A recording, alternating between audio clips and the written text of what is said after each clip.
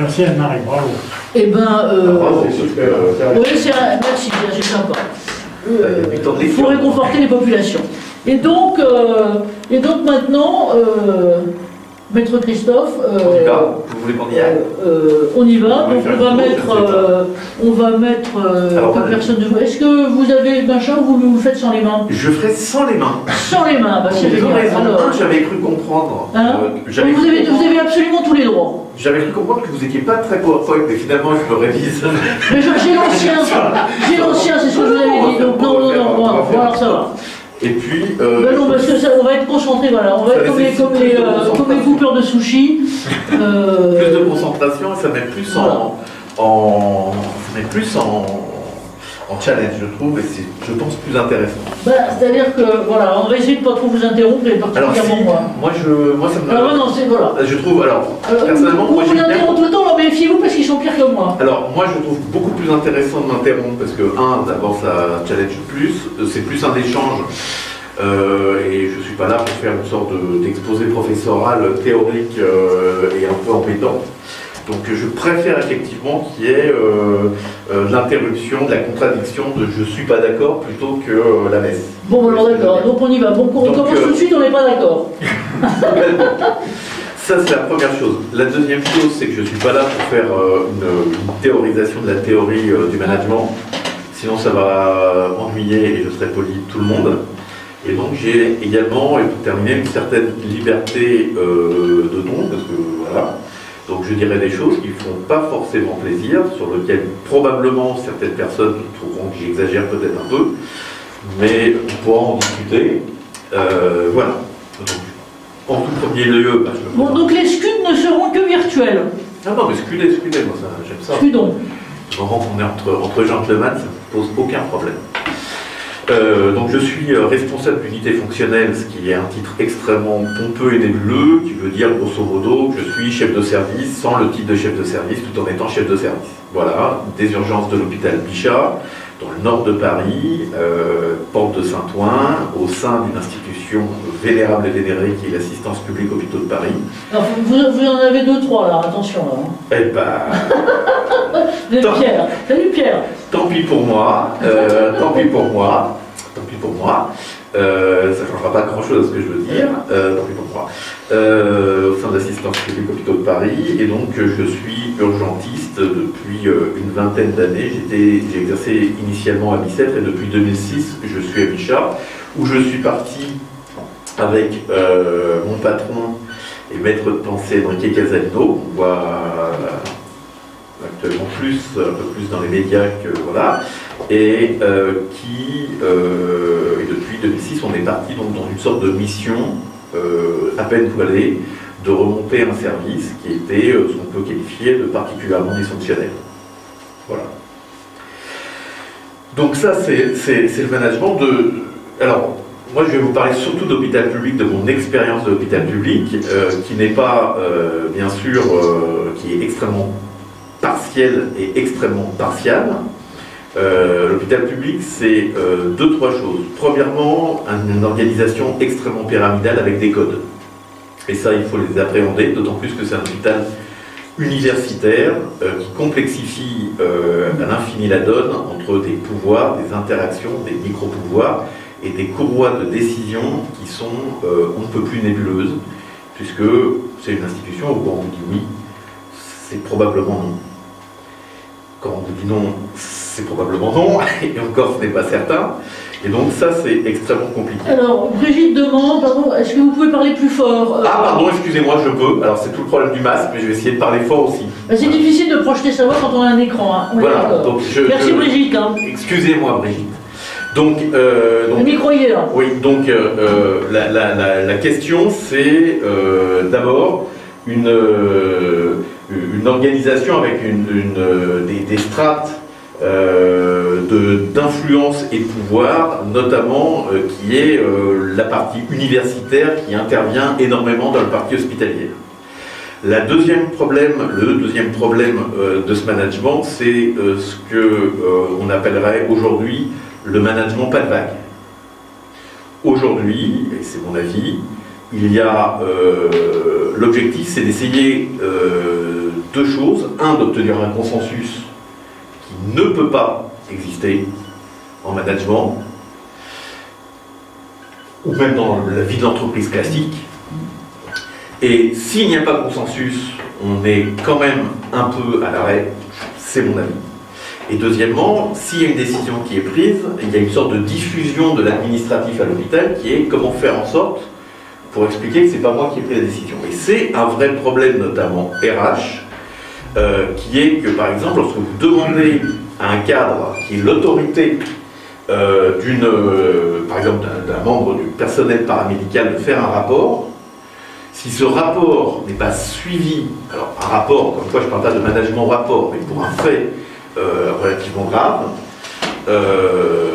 s'il n'est pas suivi des faits, c'est la remise en cause fondamentale de l'autorité. Et donc, vous n'avez plus la main sur vos équipes. C'est un vrai problème. Et puis... Juste en parenthèse, là-dessus, c'est effectivement, d'une façon générale, un peu le problème du management public, globalement, et le système de bras de vague, on connaît notamment dans l'éducation nationale, ou dans d'autres, globalement. Mais là, les facteurs, j'allais dire, adjuvants que vous mentionnez, sont encore plus importants à l'hôpital. Ce qui complexifie. La troisième chose, c'est que, bien sûr, et ça, je pense que c'est dans d'autres situations, mais il faut casser un peu ces images, c'est que on a l'image du soignant qui est on disait lors de la 4e République, c'était le prof, l'instituteur, c'était le bras armé de la 4e République, et le soignant serait une sorte de curé des croquets, de madone. Aujourd'hui, il faut être très honnête, et je serais peut-être un peu cru, aujourd'hui, le fait d'être médecin n'est plus fondamentalement poussé pour l'ensemble des collègues que je connais par une vision de la passion du soin. Elle est poussée d'une part par un positionnement social qui est afférent évidemment à revenu. Je ne suis pas là pour dire s'il est bien ou pas, peu importe, mais c'est un positionnement social. Et la deuxième chose, c'est évidemment aujourd'hui, c'est que le travail sert et devient un moyen, et non pas un objectif en soi, un moyen pour pouvoir profiter des loisirs, de la vie, etc. Donc effectivement, aujourd'hui, il y a un vrai hiatus entre le soignant qui est un peu corvéable et dévolu en totalité, ce qui est une vision aussi totalement extrémiste et passée. Et aujourd'hui, on est plutôt sur, oui, c'est un moyen, c'est-à-dire, oui, c'est un travail, mais une fois qu'il est 18 h, moi, je veux avoir les enfants, Netflix, etc. C'est une vision peut-être un peu vieille... Non, mais si je puis me permettre, c'est tout à fait vrai. Il y a une évolution des générations, et la génération, c'est pas une critique, c'est un constat. Aujourd'hui, il y a une vie personnelle, une vie professionnelle, il n'y a plus d'apostolat. Tout à fait. Donc, comme il n'y a plus d'apostolat, effectivement, il y a un peu une scission entre vie professionnelle, vie personnelle, vie maritale, vie patrimoniale, etc. C'est important. Et on voit bien qu'aujourd'hui, c'est aussi la position sociale qui prévaut, et non pas forcément ce que j'expliquerais, la passion du soin. Ce qui a un impact, à mon sens, qui est que, évidemment, le temps dévolu à la formation et à l'entretien des compétences se réduit. Et donc, je pense que pour une partie assez importante aujourd'hui, des soignants, on fait le taf technique, on oublie aussi la posture du soignant, et une fois que c'est fini, le problème est réglé, et on passe à autre chose, et c'est ma vie. Et ça, je voulais un peu montrer un peu l'environnement, qui a bien sûr, sur les 20 dernières années, évolué énormément, parce que sur cela, il faut bien sûr adapter ce management, qui devient compliqué. Et donc toutes les théories du management délégatif, participatif, la théorie, c'est très bien et c'est vrai. Et ça, c'est plus un management qui va être individualisé en fonction des personnes. Mais sur un management global, le constat est que les conditions sont difficiles. Si je veux être vraiment un peu provocateur, l'hôpital aujourd'hui s'organise autour du confort des soignants et plus de l'intérêt des soignés.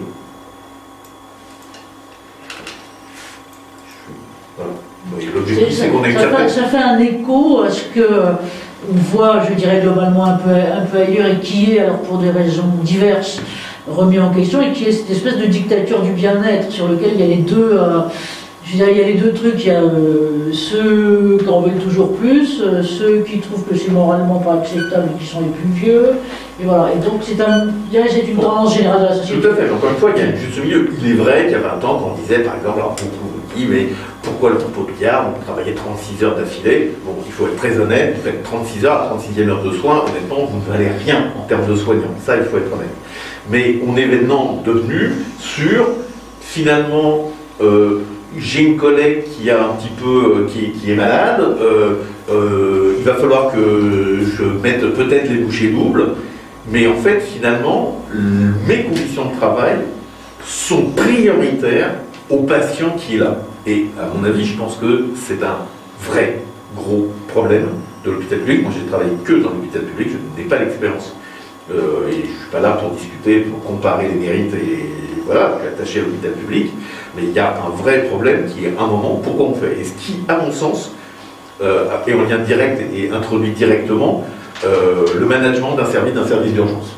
Est-ce qu'il n'y a pas un peu une déresponsabilisation collective? C'est, encore une fois, l'exemple vient du haut, et le poisson pourrit toujours par la tête. Alors, plus fort, parce qu'on me signale à nouveau, Jean-Loup, des problèmes de son. Ah, excusez-moi. Alors, c'est Brigitte, mais a priori elle est toute seule, donc c'est peut-être pas ça, voilà. Donc je vais essayer de parler quand même fort. Pourtant, j'ai la voix. Désolé, hein, oui, mais bonne. Pas autant que vous, mais j'ai la voix qui porte pourtant. Non, mais donc, effectivement, et ça, le fait que les valeurs de l'hôpital soient, à mon avis, en berne, ou bien soient un cache-sexe moral gentillet qui ne soit pas traduit sur le terrain, c'est un vrai problème, et pour moi ça introduit directement le management d'un service d'urgence, parce que c'est mon expérience, je ne vais pas parler de l'entreprise en général, mais d'un service d'urgence, et je pense que quand je compare avec d'autres services, il y a des points qui, à mon sens, et ça peut être en lien directement avec l'entreprise, ça a un sens sur des choses qui sont évidentes. La première, c'est une vision. Moi je pense que le chef de service doit avoir une vision, c'est-à-dire on va où et pourquoi faire.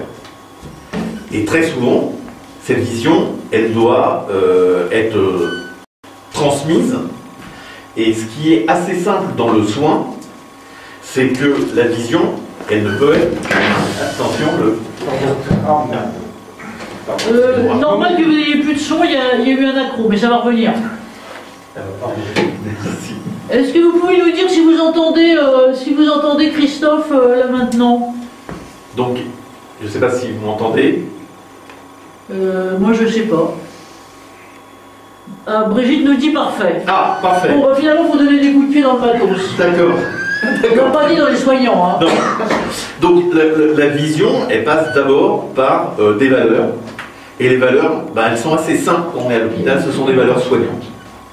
Et c'est assez simple de manager finalement, c'est qu'à partir du moment où les gens n'adhèrent pas à ces valeurs, il faut être très clair, il faut leur dire de partir. Parce que des valeurs soignantes qu'on ne partage pas dans un environnement de soins entre soignants, c'est assez simple. Autant dans l'entreprise, dire à quelqu'un, lorsqu'on vend, je sais pas, des bagnoles, que les gens soient plus ou moins motivés ou passionnés par la voiture, je l'entends. Mais des soignants qui seraient hors des valeurs du soin, il est évident que pour moi, ces gens-là, ils doivent partir, et je pense que le meilleur service, c'est de leur dire. Alors vous nous faites penser à la vaccination, mais on y reviendra tout à l'heure. Je vous souhaite, oui, bien sûr.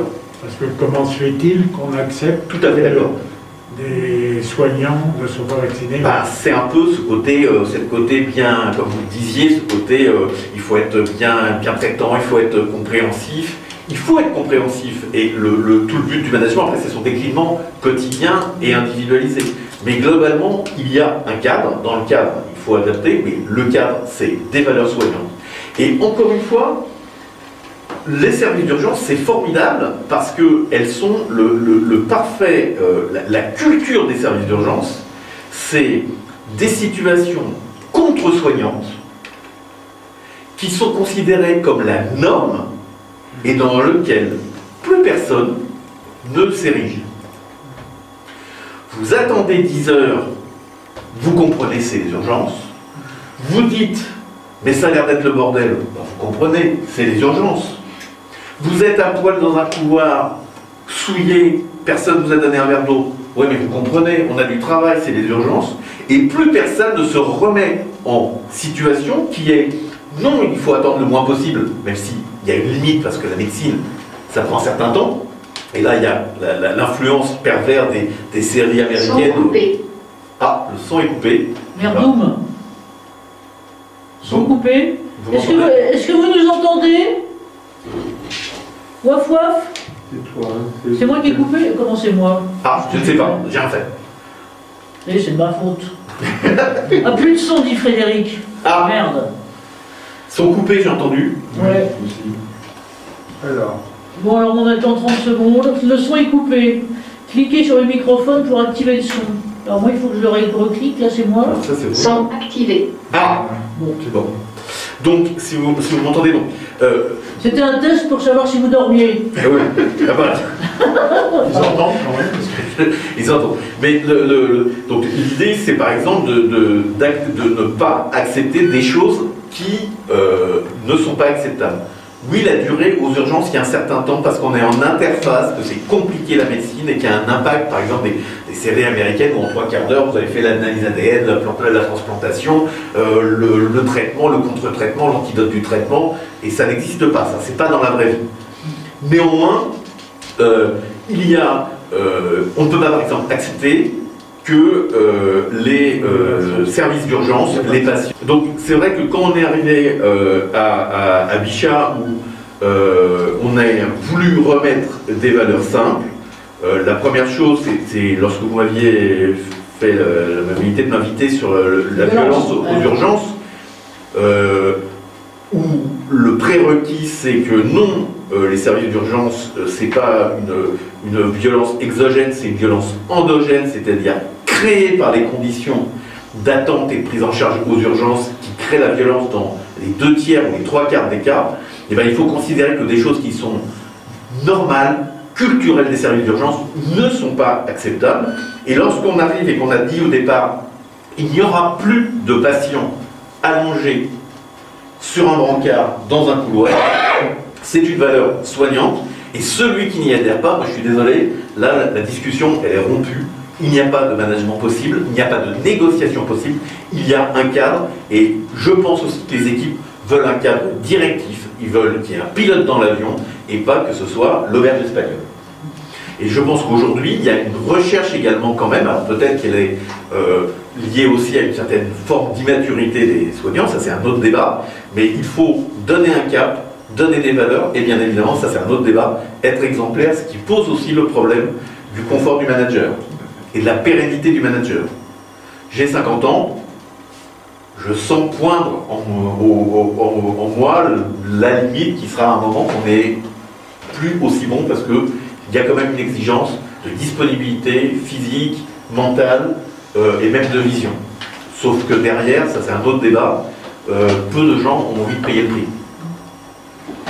Donc effectivement, au départ, c'est donner aux équipes un cadre, il faut être soignant, les gens doivent être autonomisés, ils ne doivent pas être dans des couloirs, on est maltraitant, il faut remettre de l'humain dans un environnement qui est difficile, parce que moi par exemple, avant le Covid, on était à 89 000 passages, qui fait 240 patients par jour adultes, donc c'est extrêmement compliqué d'avoir une certaine disponibilité pour effectivement des choses aussi bêtes que je voudrais un verre d'eau ou je voudrais aller aux toilettes. Donc on a essayé de refaire fonctionner. Je vous rappelle qu'au départ, tout le monde nous a dit c'est pas possible parce qu'un service d'urgence c'est de toute façon dans un couloir et j'en ai visité quand même 10% en France où effectivement ça devient non pas c'est pas possible donc on ne cherche pas à trouver des solutions, on considère que c'est comme ça, et de toute façon, c'est la faute des autres. Il n'y a pas de lit, c'est la faute de l'hôpital, les gens viennent aux urgences, c'est de la faute des gens. Alors si on fait le parallèle à une industrie, est-ce que vous imaginez, je ne sais pas moi, chez Peugeot, même à Montbleury, comme vous disiez, où le client arrive, et on dit, mais, quand même, là, vous êtes vraiment fâcheux quand même, hein, vous venez. Non. Quelle équipe aviez-vous? Vous aviez combien de personnes pour traiter 240 passages par jour? Alors, encore une fois, on était peu. Et effectivement, au fur et à mesure du temps, effectivement, l'équipe s'est étoffée. Et ça, c'est aussi un autre problème. C'est que, en gros, ce que vous proposez, c'est un peu du sang et des larmes. Ce qui fait quand même pas rêver en termes d'embauche. Dans un environnement extrêmement concurrentiel, pour bien comprendre, aujourd'hui, vous avez l'intérim, où l'intérim, vous pouvez, en étant diplômé, en travaillant 24 heures, toucher 1 200 € les 24 heures, lorsque la garde est payée 220 €, c'est-à-dire 12 heures, 220 €, les 24 heures, c'est 1200, voire jusqu'à 2000 les jours de Noël, ou certains mois. Donc vous êtes dans un environnement qui est compliqué, et évidemment, je me suis toujours refusé, et après, il faudra aussi parler du management de l'échec, ou de l'approche de l'échec chez le manager, on va en discuter, mais qui est que moi, je n'embauche pas de gens intérimaires, et je considère que le jour où je suis amené à le faire, je pense qu'il faut passer là-bas. Parce qu'on ne peut pas manager avec des mercenaires, parce qu'évidemment, je pense qu'il ne faut jamais hésiter à dire aux gens qu'il est temps que nos chemins se séparent et qu'ils ne sont plus dans l'optique, je l'ai fait il n'y a pas très longtemps avec une de mes collègues, qui n'est plus dans l'esprit du service.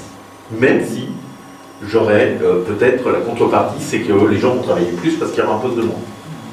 Donc je pense qu'il y a une nécessité de porter des valeurs soignantes, de les transmettre et de remettre toujours ces valeurs soignantes au quotidien. C'est la quotidienneté, c'est pas sur frontispice du service, liberté, égalité, fraternité, qualité, soins, c'est être sur le terrain et reprendre des équipes qui n'ont pas encore compris pour certains ce qu'est la posture d'un soignant. Un soignant, ce n'est pas uniquement « j'ai fait la prise de sang et je l'ai bien faite ». C'est aussi comment se comporter avec le patient, comment se comporter avec ses collègues, comment se comporter dans un environnement. Et ça, c'est extrêmement compliqué.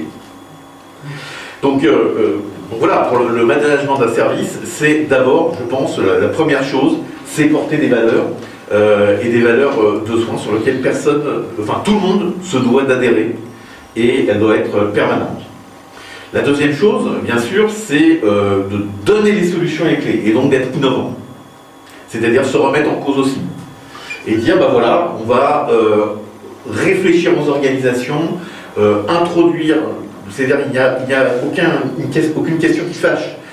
Dire qu'un service d'urgence, c'est la prise en charge d'un patient équivaut à un processus de soins industriel, que nous sommes une industrie de soins, faire intervenir des solutions industrielles ou du privé dans le public ne me pose aucun problème. Introduire le lean management dans une prise en charge d'un soignant ne me pose aucun problème.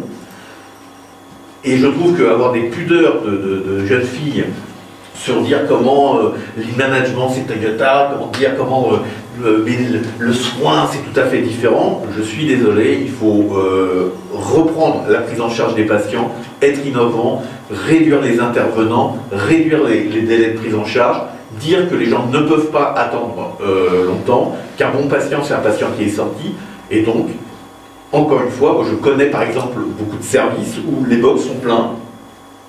Donc comme les box sont pleins, et qu'on a fait les soins, on ne peut rien faire, les patients qui continuent à arriver vont attendre. Et ils vont attendre au prix d'une mise en danger de leur état. Et tout le monde est content que les box sont pleins. Je vais être très cru. C'est-à-dire que finalement, tout le monde s'est mis d'accord pour regarder.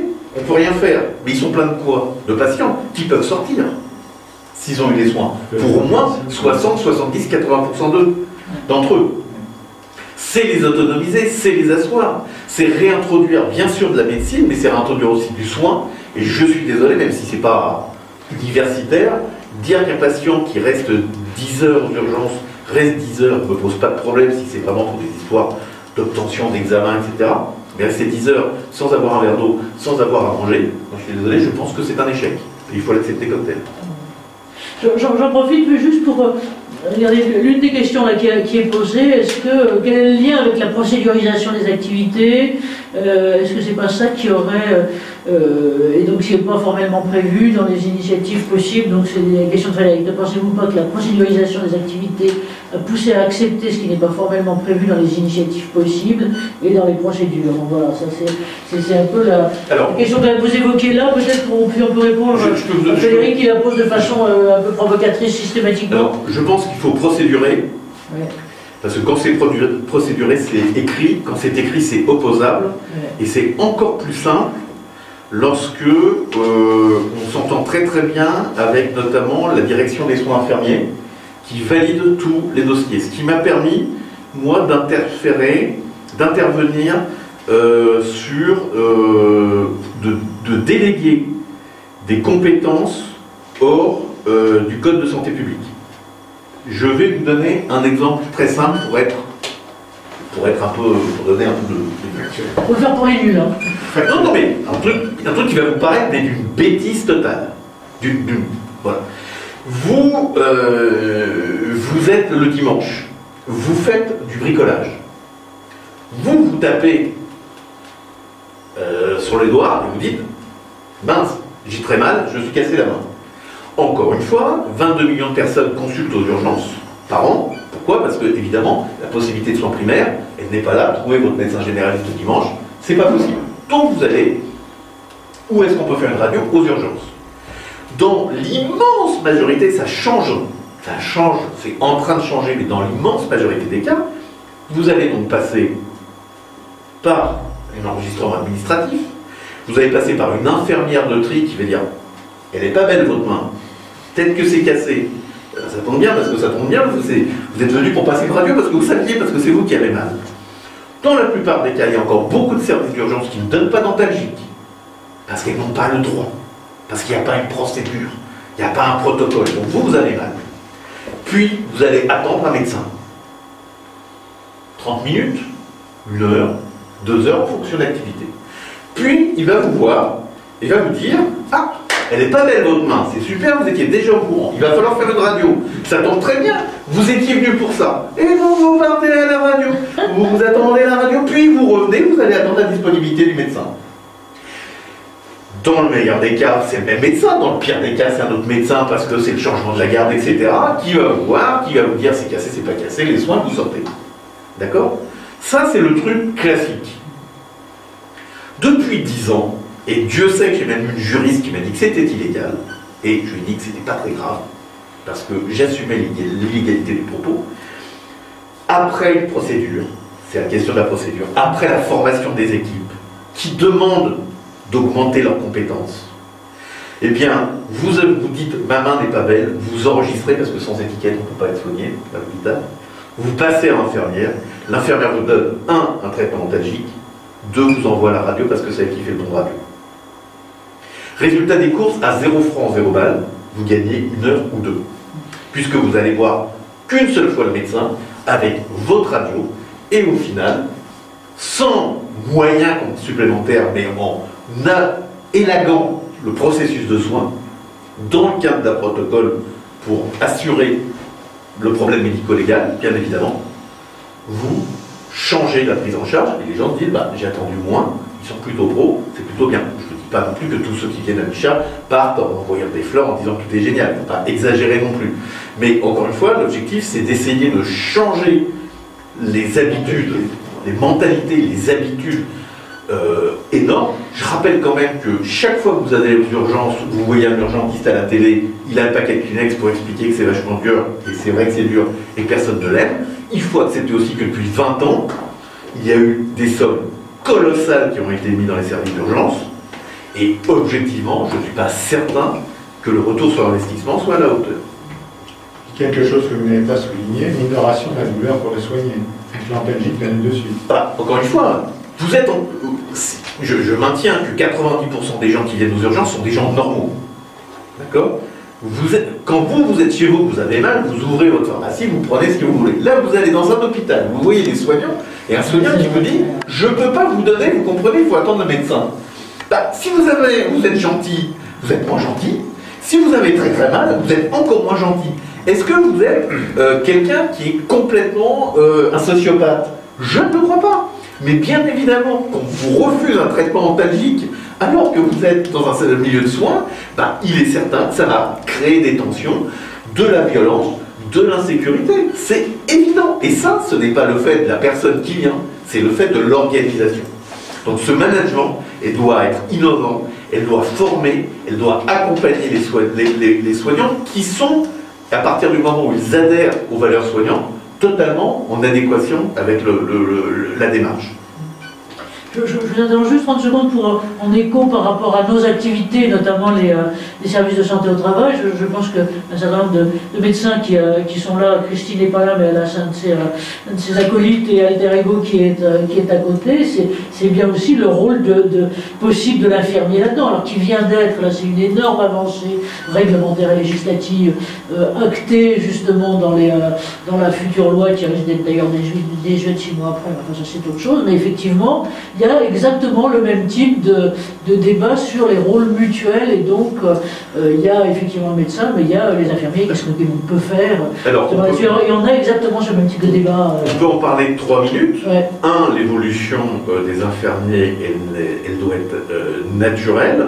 2, elle s'oppose malheureusement au positionnement du monde médical des médecins, que je trouve totalement suranné, je vais être poli. Oui, je peux être poli. C'est gentiment dit. Suranné.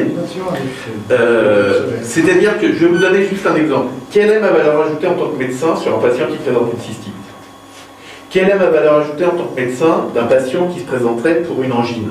Il faut faire le test de TDR, positif et négatif, on appuie sur une ordonnance qui est toujours la même. Quelle est ma valeur ajoutée? Elle est nulle. Donc, qu'il y ait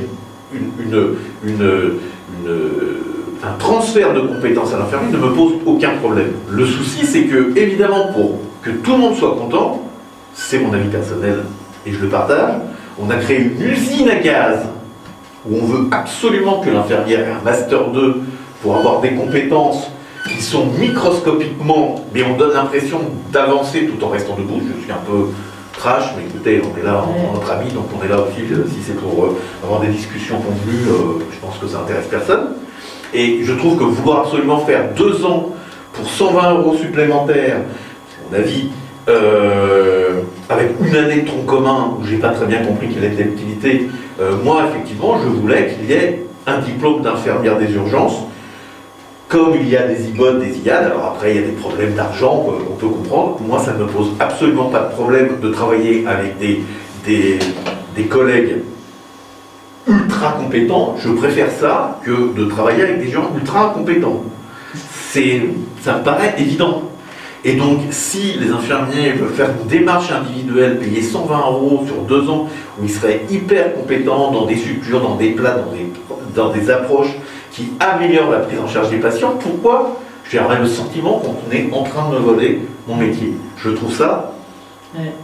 Et on a effectivement tout à fait ce même type de discussion, j'allais dire même au-delà de l'univers santé-travail, avec cette fameuse sanctification, si on peut dire, de compétences avec un diplôme en face, qui est exactement ce qu'on voyait, ce que je voulais vous montrer avec une fille américaine qui disait, mais recherchez les vraies capacités et recherchez pas... Alors, il faut qu'il y ait quand même une sanction qui est comme de la formation, ce qui veut dire aussi que dans le management interne d'un service, si on veut que les équipes montent en niveau, en gamme, il y a un énorme travail de formation interne au service. Ça veut dire que quand même le manager, il faut qu'il mouille la chemise. Tout le monde aura remarqué que je ne suis pas universitaire, je ne suis pas PUPH, je ne suis pas professeur qui, dans un environnement universitaire, pose le souci de la légitimité du manager. Quand vous êtes professeur, le seul titre de professeur vous valide. Indéracinable. Que vous soyez un top manager, ou vous soyez une boîte. C'est sécurisé. Moi, je ne le suis pas. Et donc, ça nécessite, bien sûr, une certaine compétence, une certaine légitimité, et la légitimité passe par la légitimité de terrain, et une certaine exemplarité, ce qui fait qu'à un moment, rester au top, légitime, exemplaire, et ça veut dire extrêmement disponible, il y a probablement un moment où ce n'est plus possible, il faut savoir passer la main. Je suis très détendu sur ça. Mais vous voyez que ça aussi, les codes, encore une fois, le PDG, les PDG, son type de PDG, quel que soit son truc. Après, il y a des PDG qui connaissent le boulot parce qu'ils ont monté en interne, il y en a qui ne connaissent rien du tout, et il y a une grande différence. Dans le soin, il est clair que un chef de service qui n'est pas légitime, ça pose aussi un problème. Et donc, ça veut dire aussi d'être encore plus disponible. Effectivement, le manager, dans un service d'urgence, il doit être tout le temps là, même quand il ne l'est pas. C'est-à-dire, il peut être, il doit être disponible à 2h du matin. Il doit être indisponible 15 minutes. Christophe, j'ai une question à vous poser. Comment déléguez-vous justement cette disponibilité? Parce que j'imagine que pour avoir une équipe à votre image et que vous soyez à l'image de l'équipe, il y a un objectif.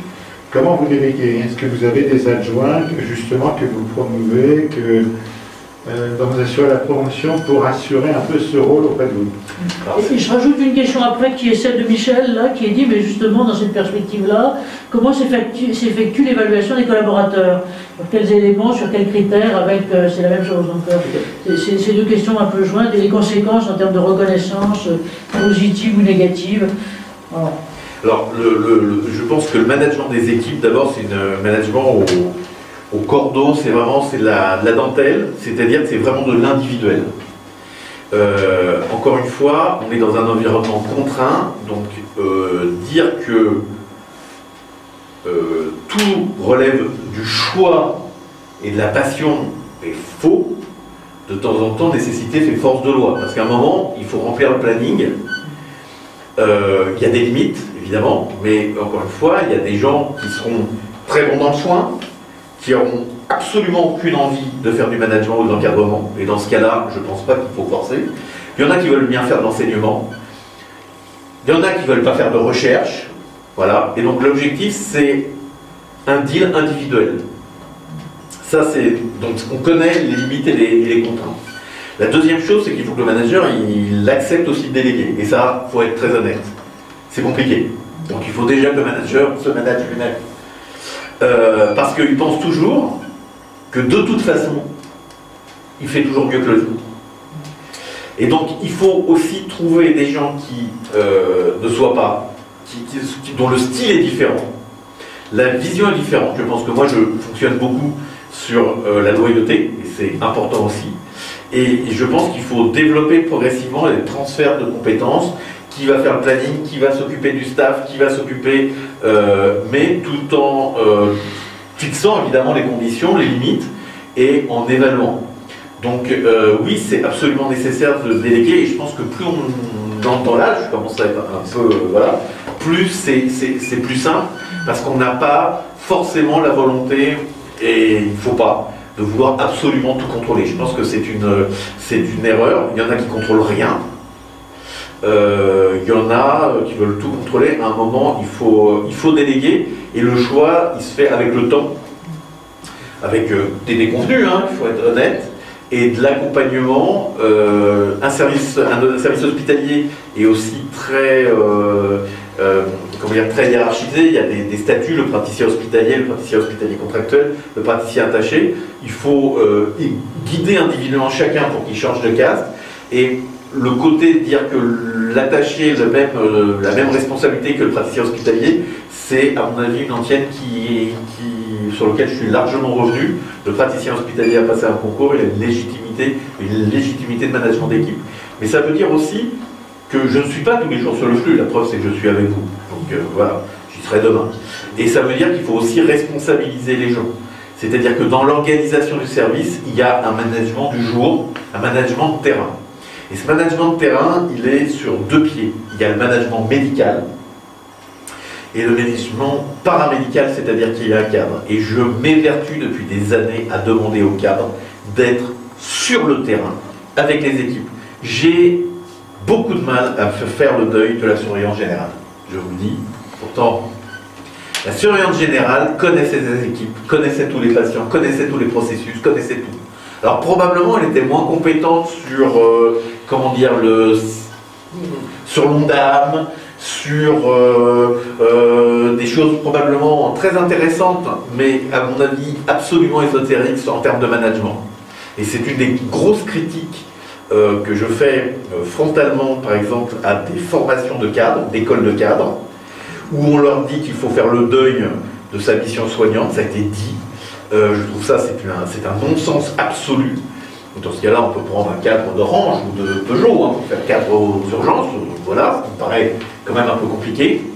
Et il faut être avec les équipes pour vérifier les procédures, vérifier l'application des procédures, reprendre les gens, et non pas 6 mois après dans une évaluation annuelle en disant « Ah, en novembre 78, on m'a dit quand même que vous aviez un après-midi. » Ça n'a aucun intérêt. Et je pense qu'il faut aussi être relativement ferme, et dès qu'on sort quand on sort du chemin, il faut que la sanction elle soit immédiate. Le problème, c'est ce que je disais en préambule, c'est dans un environnement qui est quand même, qui n'a pas envie de s'embêter à régler les problèmes RH qui sont multiples dans un hôpital public. Oui, vous voyez, Brigitte et Pierre fait écho à ce que vous disiez là maintenant, et finalement, comment est-ce qu'on peut définir la place du management paramédical aux urgences? Elle est essentielle. Elle passe par le cadre. Alors moi, je le dis parce que j'ai une présence cadre jour et nuit. Donc, c'est très intéressant. D'abord, la première chose, c'est quand même qu'il y a une contestation de l'autorité managériale. Vous demandez aux infirmières, c'est quoi un cadre? C'est petit sourire, je vous le dis comme vous le dites.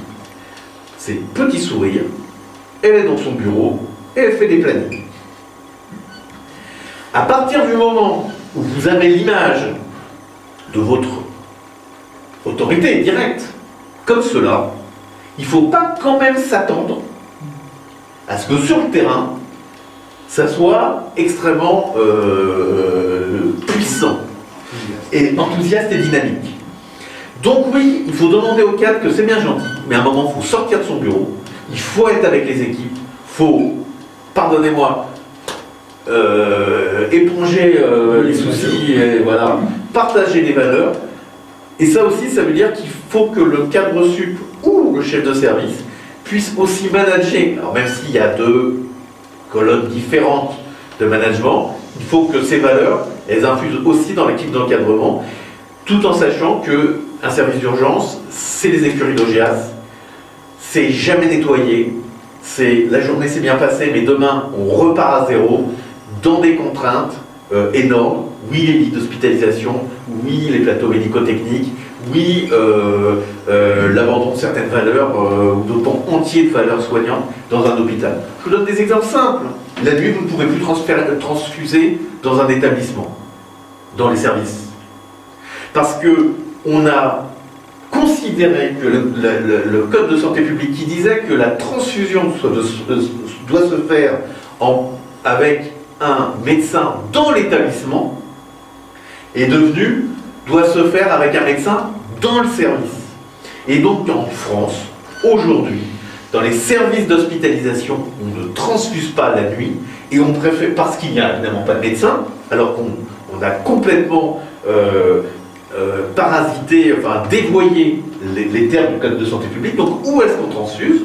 Hors réanimation, dans les urgences. Et s'il n'y a pas de lit, ça sera dans un box sur un brancard. Donc, vous voyez, on revient... À la limite, on vous les descend pour... Ah, mais alors moi je le refuse, mais il est clair que vous pouvez partager avec des soignants de différents hôpitaux publics de toute la France. Oui, de temps en temps, on demande de les descendre pour les transfusions d'urgence, parce que vous avez des médecins. Et on a l'impression que la transfusion, c'est quasiment une greffe cœur-poumon, une transplantation cœur-poumon. Donc vous voyez que là, on n'est plus dans l'intérêt du patient, on est dans le confort du soignant. Et donc, bien sûr, de l'institution, ça veut dire, et de l'institution, et donc ça veut dire qu'aussi que le manager d'un service d'urgence, oui, il faut être honnête, c'est un sport de combat. C'est clairement un sport de combat où on en prend plein la tronche, parce que quand vous voulez tout l'hôpital peut vous dire, tout le monde se déteste, mais s'il y a quelqu'un qui peut dire tout le monde est d'accord, c'est sur les urgences, parce que c'est trop ceci, c'est passé cela, parce que bien évidemment, on casse la routine des services qui sont organisés comme en 1958, j'ai 20 lits, j'aurai 20 patients, je n'aurai pas 21, alors qu'aux urgences, c'est open bar, et que, comme il n'y en a plus, il y en a encore. Donc bien sûr, qu'on casse l'organisation habituelle des services, et donc, oui, on peut hospitaliser, on est encore dans des grands débats. Pourquoi vous avez hospitalisé cette nuit à 2 h du matin? Moi, je pars du principe que l'hôpital est à moi si je suis là la nuit. Toujours le principe, celui qui est sur le terrain, c'est celui qui est légitime. Donc, il y a un lit qui est libre, ce lit doit bénéficier à un patient, indépendamment du bon vouloir ou de la bonne humeur de Pierre, Paul, Jacques et Martin. Et donc, effectivement, ça veut dire que le manager est également, il faut être très honnête, un pare-feu sur son équipe. Parce que si son équipe savait exactement ce qui se dit, les gens, à un moment, diraient, écoutez, je vais aller voir ailleurs, parce que c'est pas possible qu'on puisse dire ça de moi.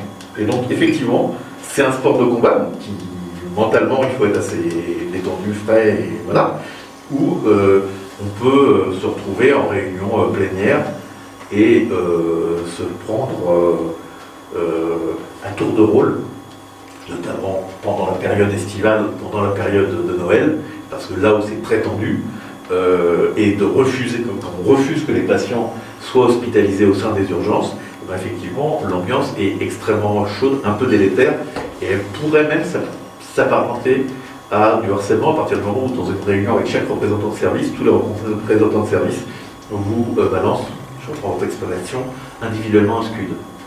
Alors, Philippe, et puis je lis la question de, si je peux me permettre, de René Gilles qui fait écho complètement à ce que vous disiez. On dirait que finalement, il n'y a pas une trop grande concentration du travail de l'hôpital aux urgences, alors qu'on imagine qu'il faudrait peut-être que tous les services participent plus à l'effort collectif.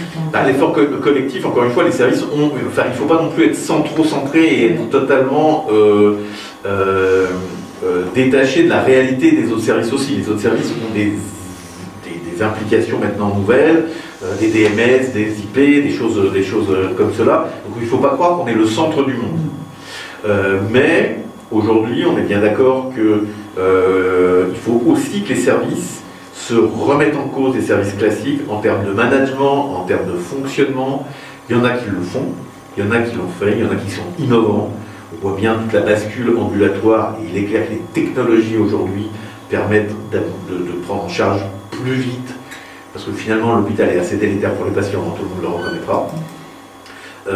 Et puis il y a quand même d'autres services qui rechignent à remettre en cause un fonctionnement qui est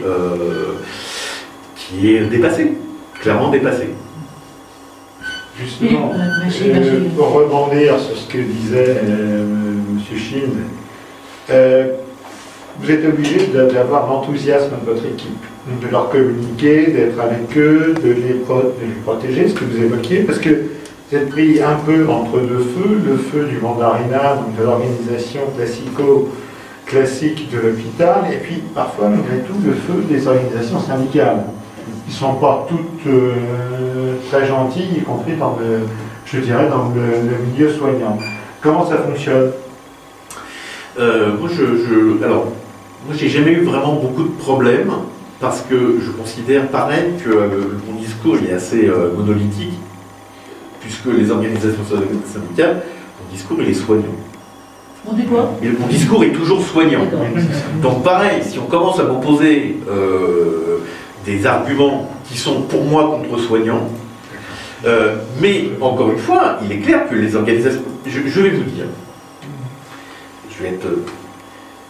j'ai été en 2003, j'étais aux urgences à Bicêtre en 2003 août. J'étais avec mon patron, et en juillet, je lui dis, mais c'est quoi ton planning? Je comprends pas. Il dit, ah, écoute, tout le monde est en vacances, j'ai dit oui à tout le monde, donc toi tu feras les jours pairs, et moi je ferai les jours impairs. 24 heures. Je lui dis, super. Bon, c'était en 2003, j'avais un peu moins d'âge. J'étais plus jeune. Donc pourquoi pas, sauf que vous savez, 2003, il y a la canicule. Donc pendant 24 heures, un jour sur deux, On a fait sur 10 jours les calculs et j'avoue que je suis sorti rincé, probablement et physiquement et un peu mentalement. Je n'ai vu aucune organisation syndicale à lui laisser vacances pour venir donner un coup de main. Aucune. Donc, c'est toujours la même chose. La légitimité passe par l'exemplarité. Oui. Et qui est